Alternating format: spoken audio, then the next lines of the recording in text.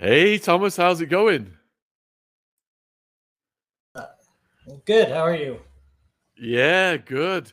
Before we begin, then, a huge thank you for coming on. And for people who are not familiar with Skinwalker Ranch, could we just go over some of the basics of what it is? Absolutely. We'll go wherever you'd like to go. All right, so what is Skinwalker Ranch?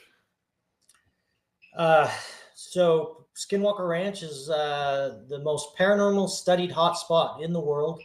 Um, it's a place that sits in the middle of the Ute Tribal Reservation here in Utah, and the source of many unexplained phenomena, and it's got a history of all kinds of strange occurrences happening here.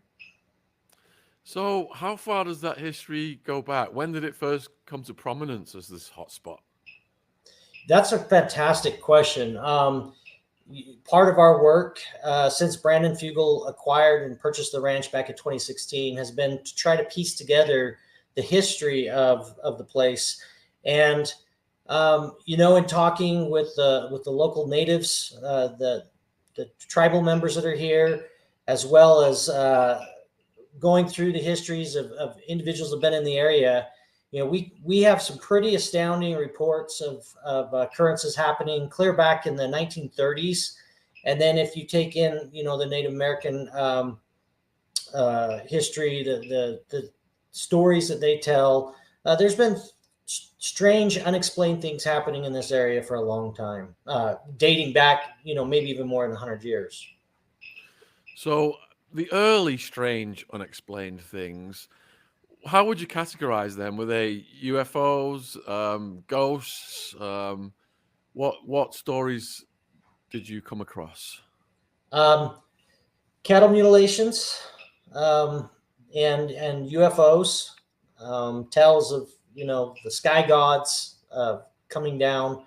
If you're going and talking to natives that are talking a long time ago, but if we're talking about the 30s up through the 60s 70s, we're talking about cattle mutilations, UFOs.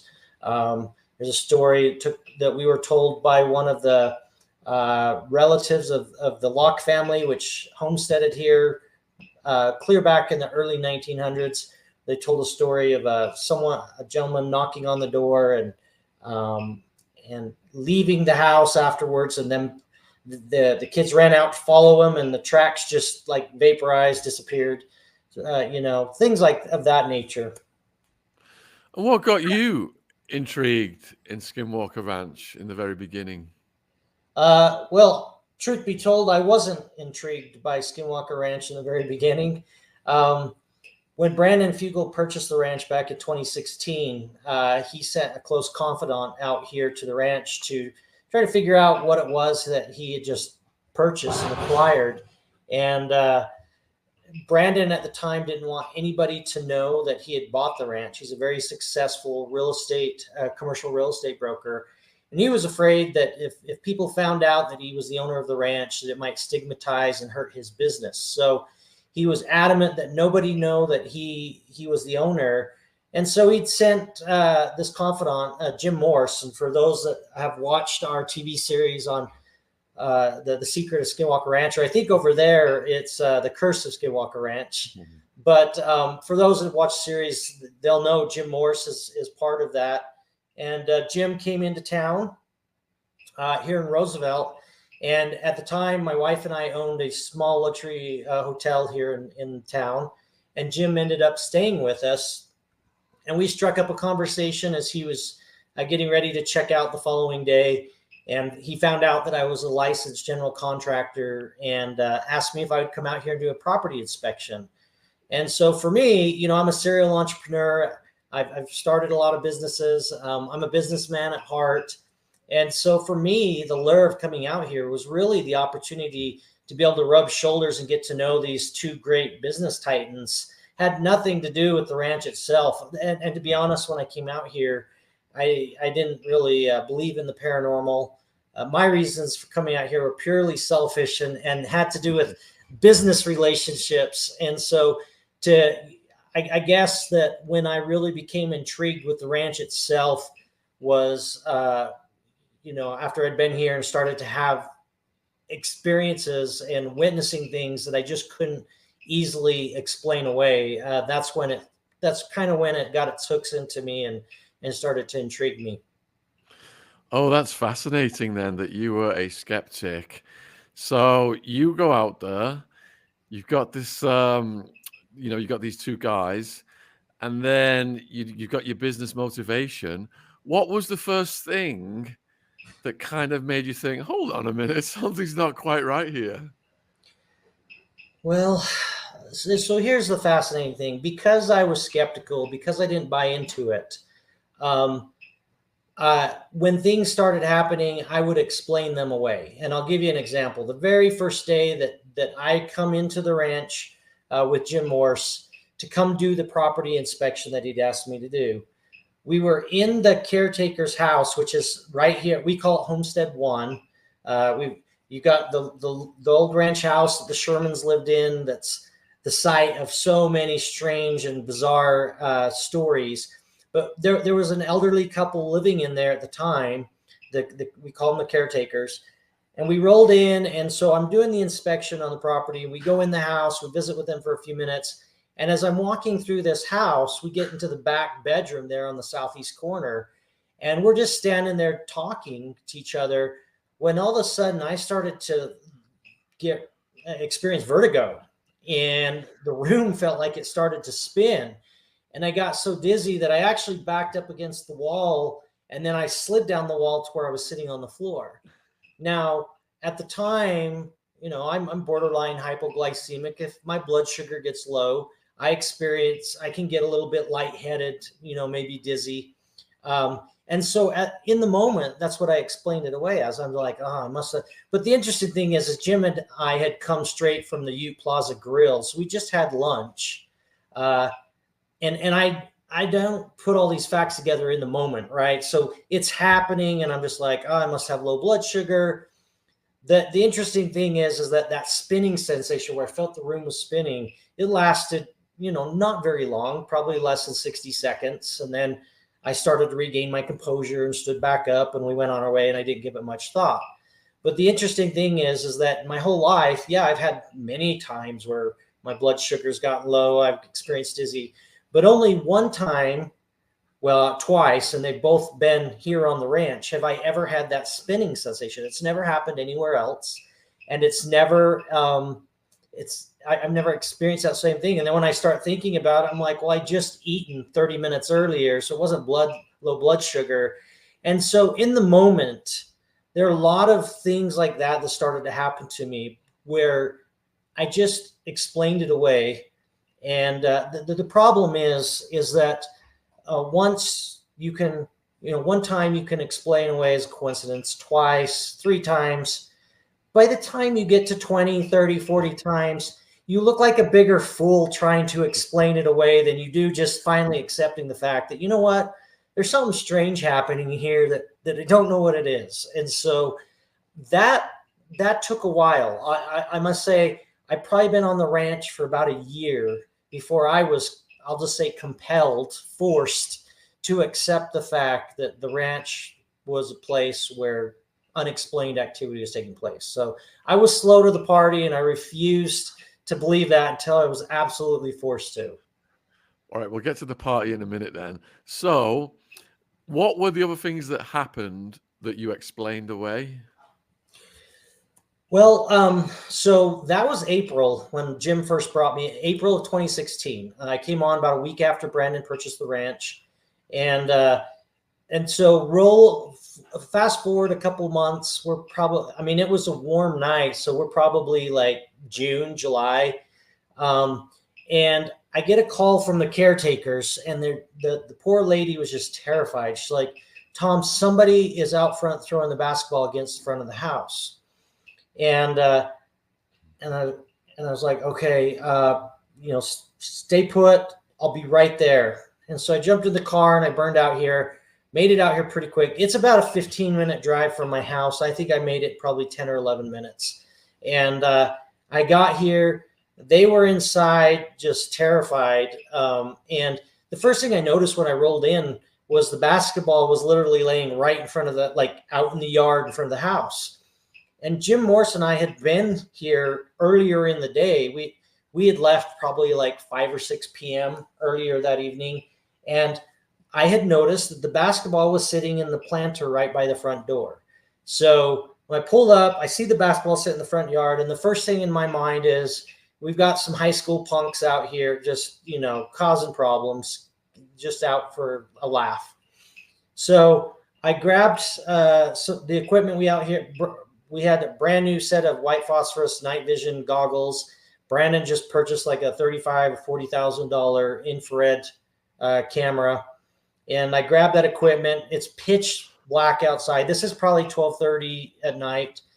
And I do a full sweep of the property around Homestead 1. And I didn't find any traces of anybody. I didn't see any footprints in the dirt or anything to indicate that someone had been there. And the road leading into the ranch is very, very straight, and it's straight for about maybe close to a mile.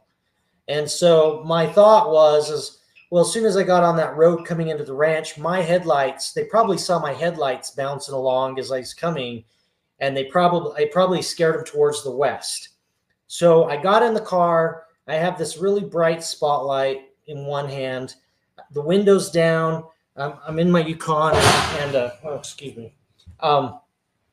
And so I'm rolling around down the road towards the west, and my window's down. I've got the one hand's like out the window holding the spotlight.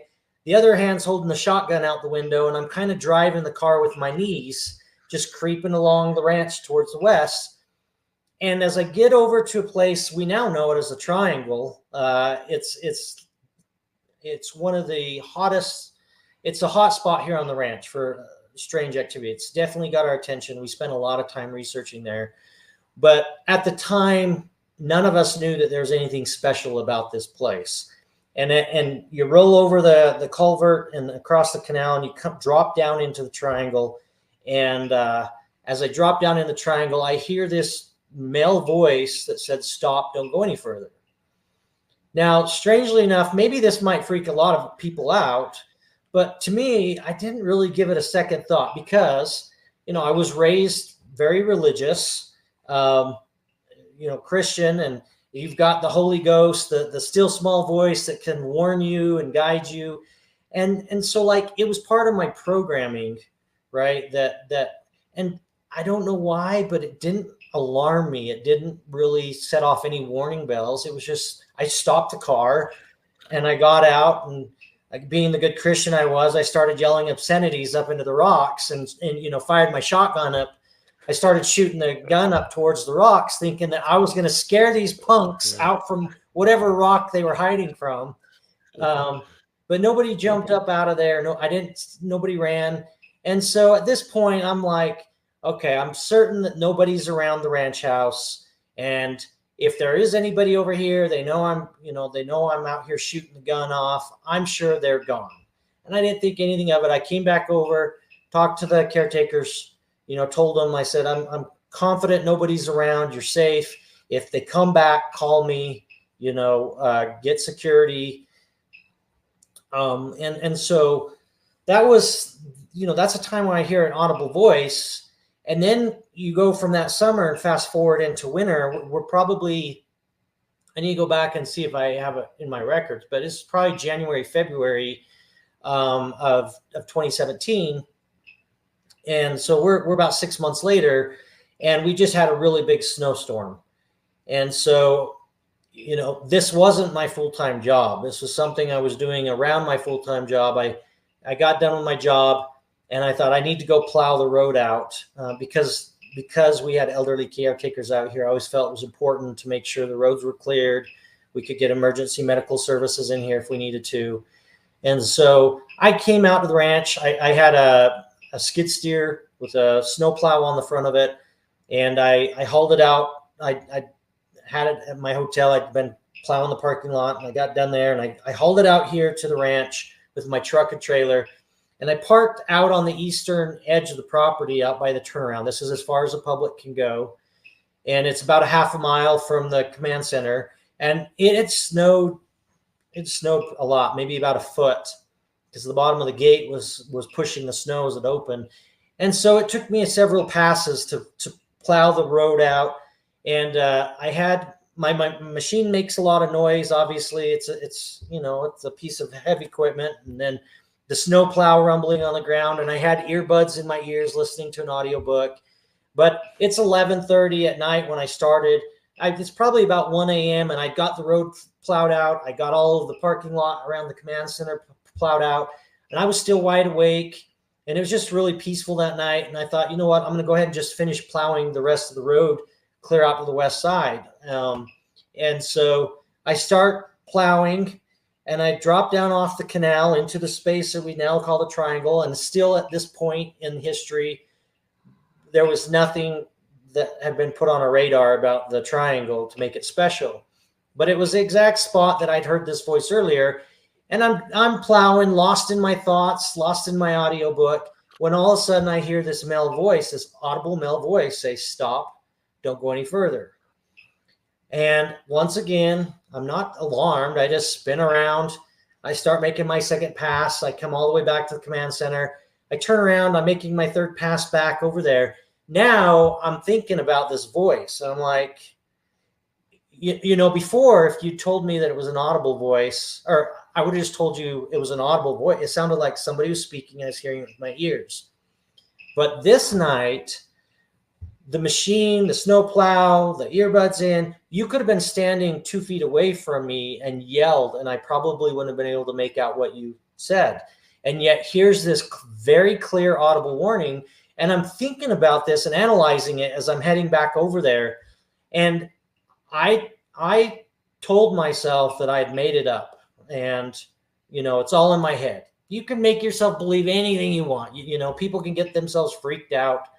And so when I got over to that spot that I had gotten the warning, I just kept driving. I was like, I'm not going to be a wimp. This is stupid. And I kept driving. And I plowed maybe another 150, 200 feet further towards the west, when all of a sudden I started to experience I say it's like a neurological, a physiological effect, where I started to shake. Get back from the camera a little bit. I start shaking so bad I could barely control my machine. And the skid steer operates with 2 joysticks, and it required both of them to go forward. And I'm shaking so bad I can barely operate the machine. I turn around, and I'm in such a state now of terror. I'm not thinking rationally. I'm not thinking logically. Like, all I can think is getting out of there. And I felt like something was going to grab me, eat me. Like, I was just completely terrified. And I drove that machine, which is not very fast at all, and made my getaway. I drove clear out to the edge where my truck and trailer were parked. And at this point, I am so terrified and shaking so bad that when I hit the trailer to load the machine, I was going so fast I almost overshot the machine off the trailer. And I didn't turn the machine off. I threw the safety bar up. I bailed out of it. The chains that bind it down were attached to the trailer, but I didn't, they're just hanging off the side. My ramps are back there. I jumped in the truck and gunned it. My ramps are back there flying around. The chains are sparking all over the place. Machine's still turned on and running on top of the trailer. And I didn't even care. I wasn't even in my right state of mind. I made it all the way out to the main highway, turned north, and started heading in Fort Duchesne before I felt safe enough to stop. I jumped out through the gate, ramps up on the trailer, threw the chains on, turned the machine off. I didn't chain it down, which I should have. I just got back in the truck and I burned it for home. And I got home and ran into my bed and jumped in bed. And I was sitting there shaking so bad. And my wife was like, "What is going on with you?" And I couldn't even answer because I was so, almost like when, I've gotten shocked severely electrically several times and your muscles tense up to where you can't control it. It was very similar to that, almost, electrical response to the muscles. But I continued to shake really, really bad until it started to wear off the following day later in the afternoon. So, we're talking at more than a 12-hour period of time that I had uncontrollable shaking. I don't know what that was, but that really got my attention. And so these things started to pile up like that. I mean, that's January, February of 2017. Then I had a very severe head injury March of 2017. So this would have been a month or two later, 6-8 weeks later. I had a severe head injury that put me in the hospital, almost cost me my life. It was really at the time that I had that head injury that I finally gave in and started to say, maybe this place is dangerous. Maybe there is something to this. All right. Before the head injury, then going back to how you described it, was it almost like you were in the throes of some kind of electromagnetic force field or something that you had to get out of?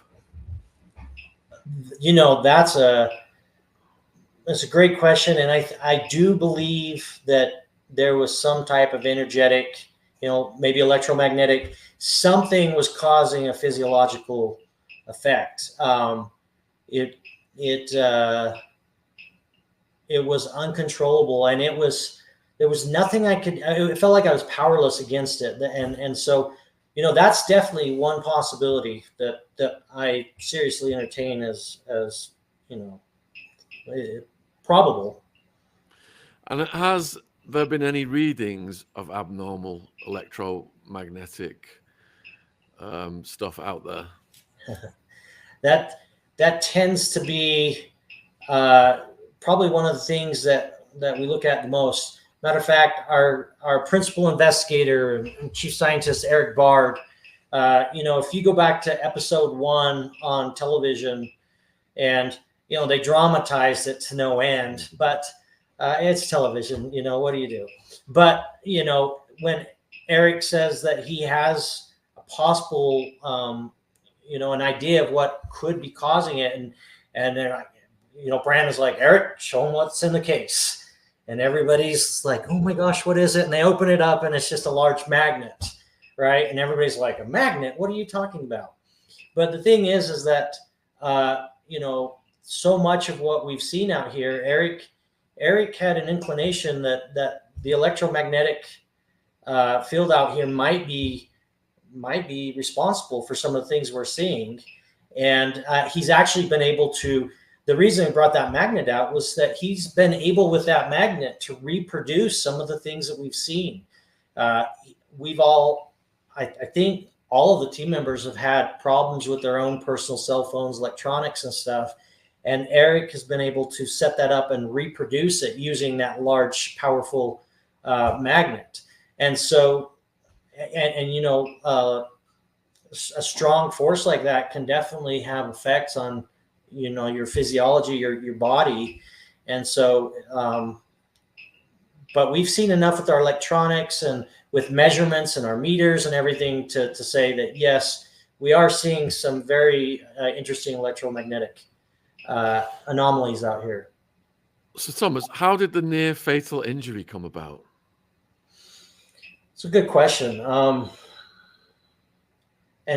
in all honesty, it's something, I started exhibiting symptoms on my birthday, which is March 4th. It happened to be a Saturday that year. And we had been at a funeral all day. I hadn't even been on the ranch. And it started out that it just started with a really tender spot on the back of my head back here.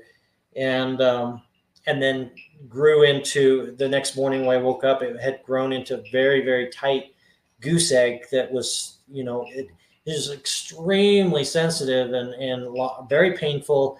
And I just thought it was a spider bite or an insect bite. I didn't give much thought to it. There's a lot of things that transpired with that injury. And I ended up, Tuesday morning, my wife forced me to go to the hospital.